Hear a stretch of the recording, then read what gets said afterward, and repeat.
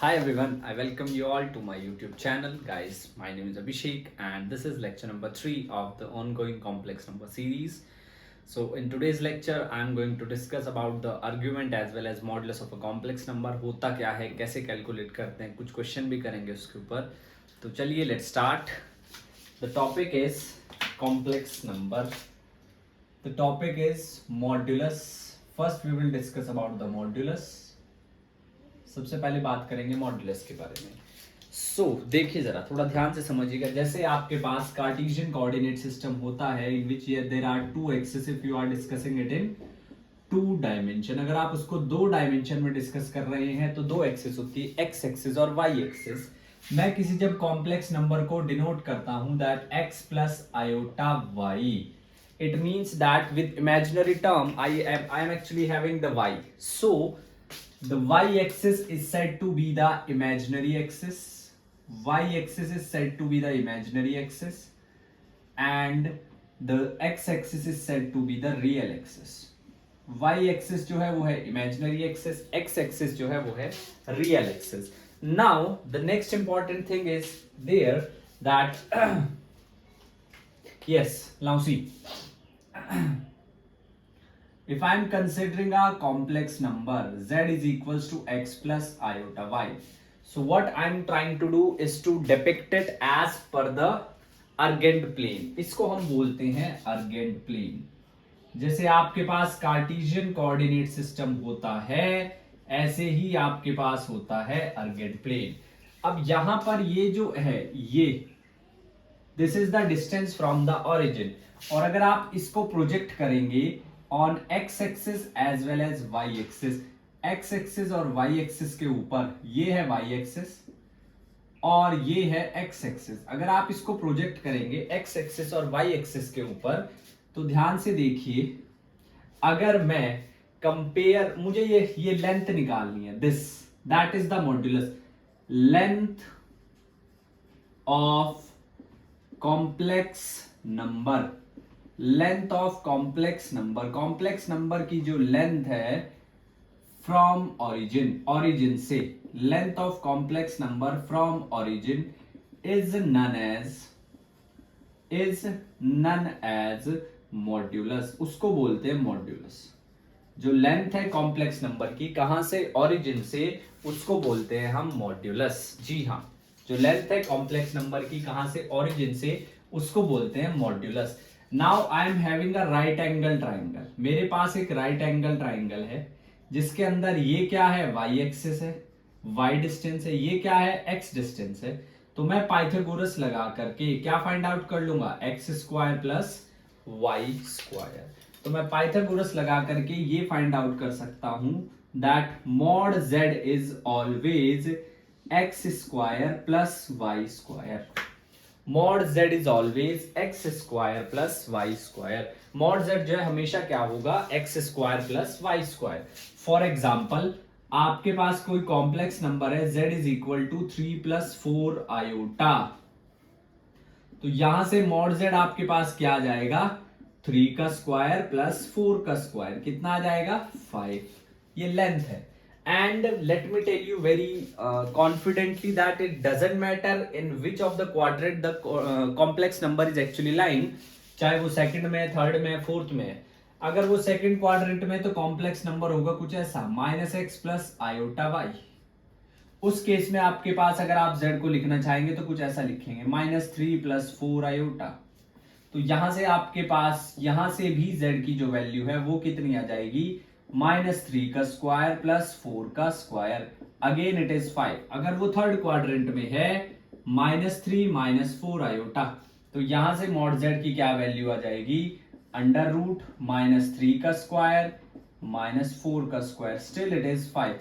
अगर वो fourth quadrant में है तो 3 -4 आयोटा, फिर मॉड z क्या आ जाएगा, फिर मॉड z आ जाएगा 3 का स्क्वायर प्लस ऑफ -4 का स्क्वायर, वो भी 5 ही है. तो कोई फर्क नहीं पड़ता कि किस क्वाड्रेंट में जो है आपका कॉम्प्लेक्स नंबर लाई कर रहा है, मॉड्यूलस हर एक क्वाड्रेंट के अंदर सेम होगा. मॉड्यूलस हर एक क्वाड्रेंट के अंदर जो है वो सेम होगा. चलिए जी, नेक्स्ट इंपॉर्टेंट थिंग इज, अब थोड़ा सा कुछ क्वेश्चंस की बात करते हैं. जैसे हमें कहीं पे किसी कॉम्प्लेक्स नंबर का जो है मॉड्यूलस फाइंड आउट करना है। सपोज मुझे एक आधा क्वेश्चन देखने दीजिए, फिर हम बात करते हैं।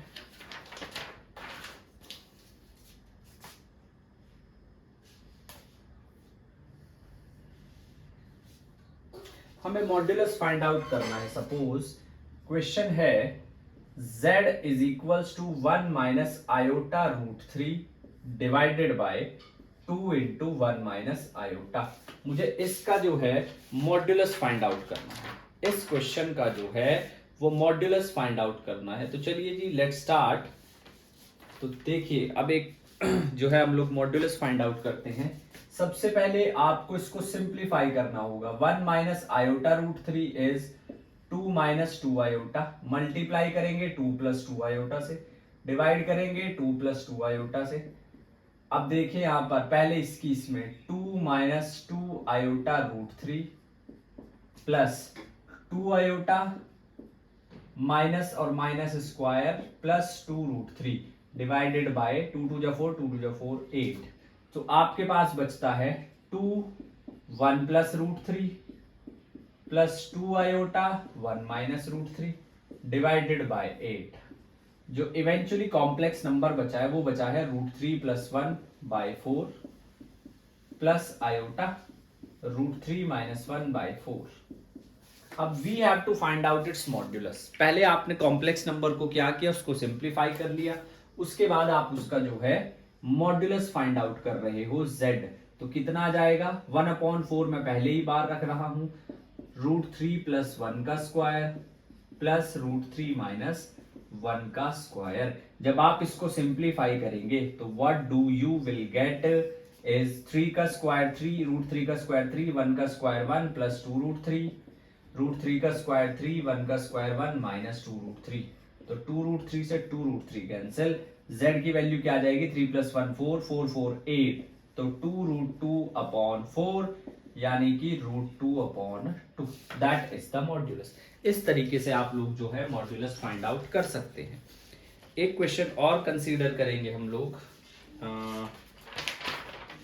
एक और बढ़िया सा क्वेश्चन कंसीडर करते हैं। चलिए देखिए सपोज दैट आपको फाइंड आउट करना है z is iota minus 1 upon cos pi by 3 plus iota sine pi by 3। अब बच्चे घबरा जाते हैं ऐसे क्वेश्चन को देख के। इसमें भी हमें मॉड्यूलस z ही फाइंड आउट करना है, लेकिन घबराने जैसी कोई बात नहीं है। क्यों? क्योंकि देखिए जब आप इसको सिंप्लीफाई करेंगे तो ये आ गया iota minus 1 cos 60 1 by 2 sine 60 iota root 3 by 2, cos 60 1 by 2 sin 60 iota root 3 by 2। अब यहीं पर मैं इसको थोड़ा सा अगर सिंप्लीफाई करता हूं तो 2 into iota minus 1 1 plus iota root 3। अब कॉम्प्लेक्स कॉन्जुगेट क्या करेंगे 1 माइनस आयोटा रूट 3 से मल्टीप्लाई, 1 माइनस आयोटा रूट 3 से मल्टीप्लाई। तो z की वैल्यू क्या आ जाएगी आपके पास 2 iota minus 2 into 1 minus iota root 3, और ये कितना आ जाएगा 1 प्लस 3 यानी कि 4। तो ये आएगा 2 iota plus 2 root 3 minus 2 plus 2 iota root 3 divided by 4। Simple. अब यहां से z की वैल्यू क्या आ जाएगी, पहले तो नॉर्मल टर्म को देख लो, 2 common root 3 minus 1 plus 2 iota common 1 plus root 3 divided by 4। तो मॉड z आप कैलकुलेट करेंगे तो आएगा 1/2 इंटू 2 रूट 2 यानी कि रूट 2। इस तरीके से हम लोग क्या करते हैं मॉड्यूलस फाइंड आउट करते हैं। इस तरीके से हम लोग जो है मॉड्यूलस को फाइंड आउट करते हैं। आई होप आपको मॉड्यूलस समझ आया होगा। अब बात करते हैं आर्ग्यूमेंट की। ये थोड़ा सा इंपॉर्टेंट है और थोड़ा समझना भी जरूरी है। ये थोड़ा सा इंपॉर्टेंट है और थोड़ा सा समझना भी जरूरी है। क्यों? उसका रीजन भी अभी आपको क्लियर हो जाएगा। देखिए आर्ग्यूमेंट क्या होता है। सबसे पहली बात तो आपको ये समझना है दैट आर्ग्यूमेंट इज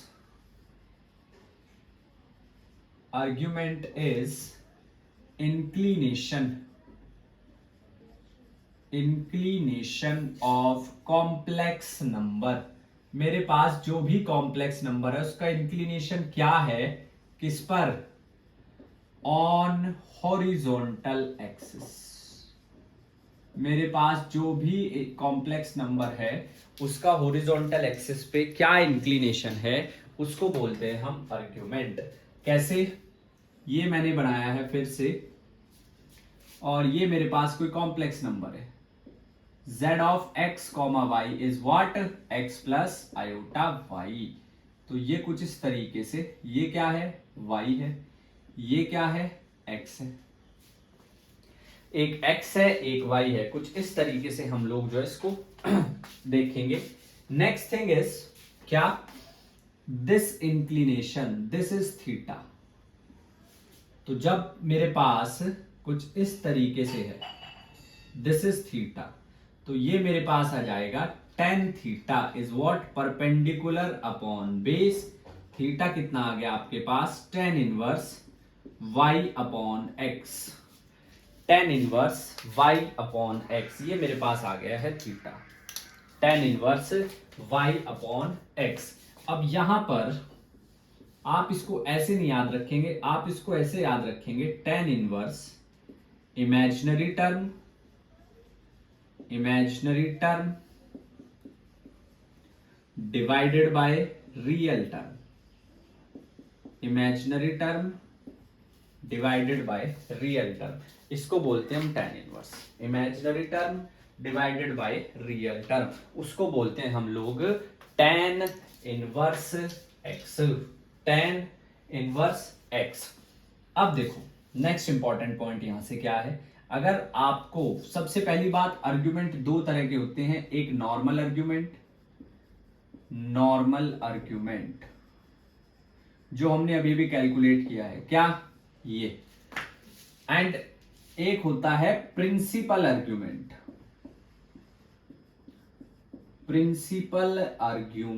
अब प्रिंसिपल आर्ग्यूमेंट क्या है भाई?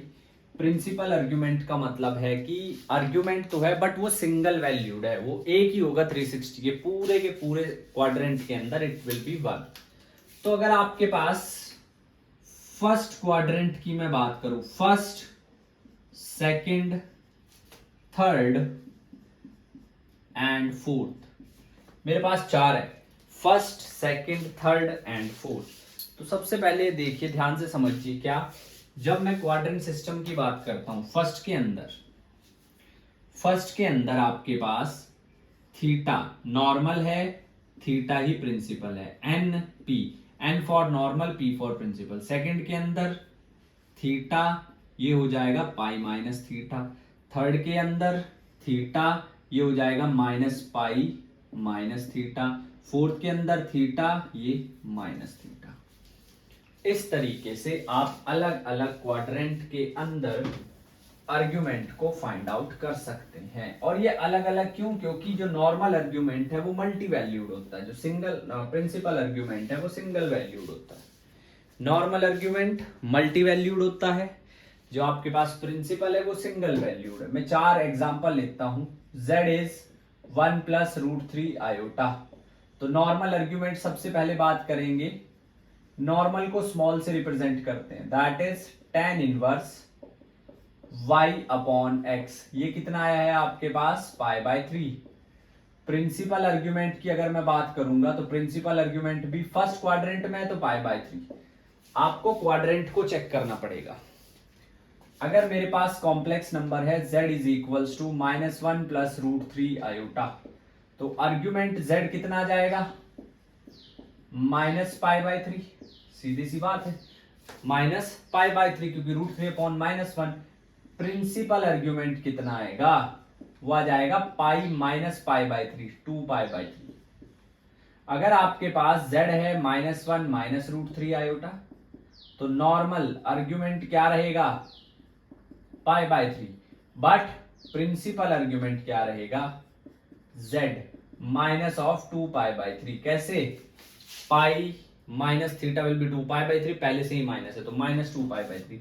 और अगर आपके पास z है 1 माइनस √3 आयोटा, तो नॉर्मल आर्ग्यूमेंट क्या रहेगा? z -π/3 और प्रिंसिपल क्या रहेगा?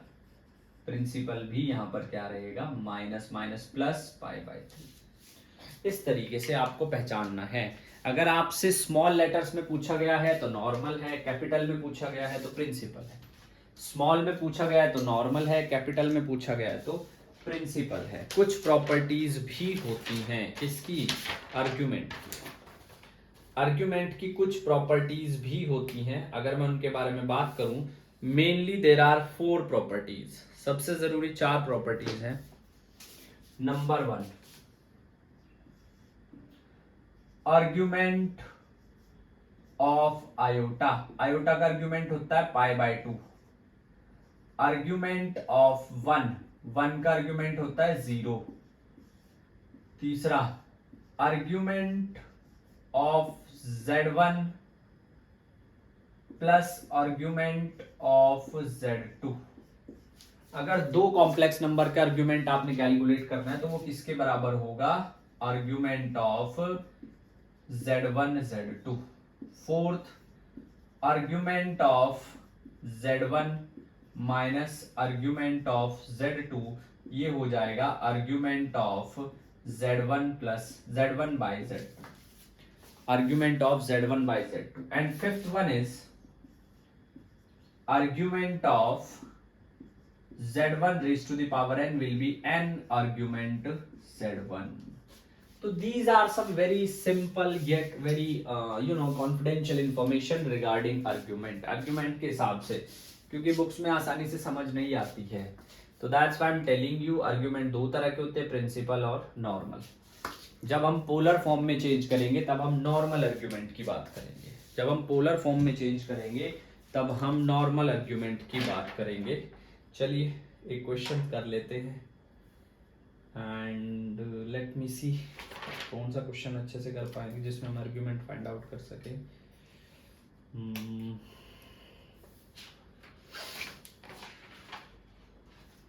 यस, देखिए अब हमने आर्ग्यूमेंट फाइंड आउट करना है। कैसे फाइंड आउट करना है, अगर आप एकेडमिक्स की बात करें तो आपको डायरेक्ट क्वेश्चन मिलेंगे, बट कॉम्पिटिटिव में डायरेक्ट क्वेश्चन नहीं मिलते। उसमें आपको एक अजीबोगरीब कॉम्प्लेक्स नंबर देंगे, पहले आपको उसको सिंप्लीफाई करना पड़ेगा, तब आप उसको आगे चल करके जो है सॉल्व कर सकते हैं। हमारे पास है जैसे कहाँ गया, yes, argument of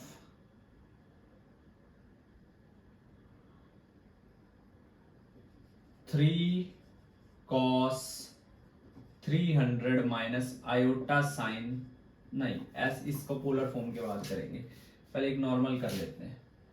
1 minus iota root 3, 1 plus iota root 3, इसका आर्ग्यूमेंट बताना है। एक 2 क्वेश्चन करेंगे और एक और हम आर्ग्यूमेंट लेते हैं।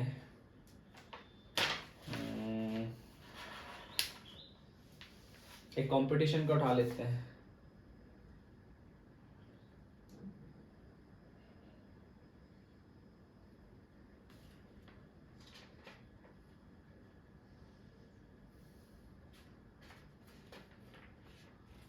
चलो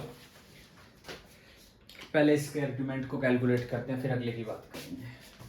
पहले इसके आर्ग्यूमेंट को कैलकुलेट करते हैं, फिर नेक्स्ट की बात करेंगे।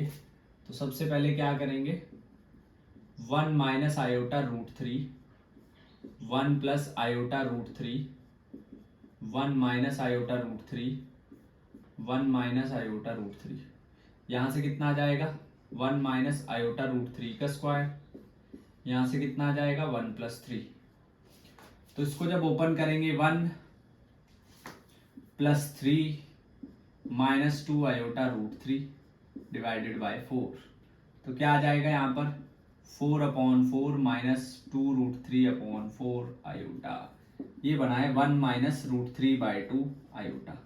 अब इसका हमें आर्ग्यूमेंट फाइंड आउट करना है, तो क्या आर्ग्यूमेंट हो जाएगा इसका, tan theta imaginary number upon real. तो थीटा की वैल्यू क्या आई है, tan इनवर्स, ठीक है, tan inverse minus root 3/2, this is the argument, tan inverse minus root 3/2। ये हमारे पास आर्ग्यूमेंट आया है इसका, बिल्कुल tan इनवर्स √3/2। ठीक है जी, that is the argument of this. Next thing is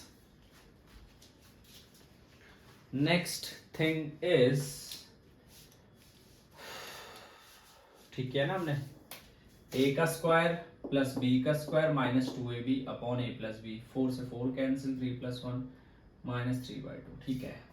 अच्छा, अब नेक्स्ट समझो एक और सवाल रिगार्डिंग आर्ग्यूमेंट का। क्या? एक और क्वेश्चन आर्ग्यूमेंट का। जैसे मेरे पास है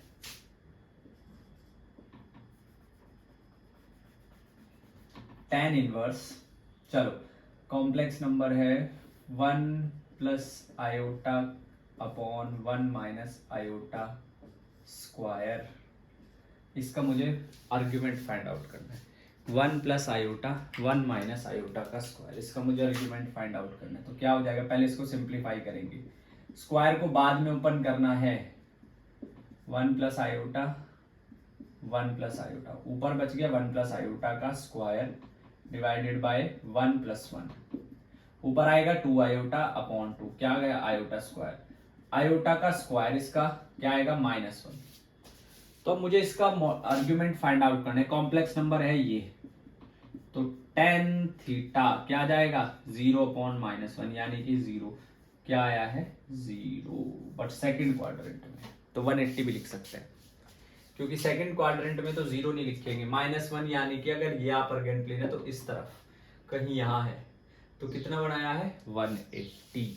ठीक है जी, इस वीडियो में इतना ही, वीडियो को छोटी रखेंगे, क्वालिटी होनी चाहिए। ठीक है जी, क्वांटिटी से फर्क नहीं पड़ता है। And with that, this all that in this lecture. So this is Abhishek signing off. See you in the next video. Till then, keep studying, keep working hard. Thank you so much. Jai Hind.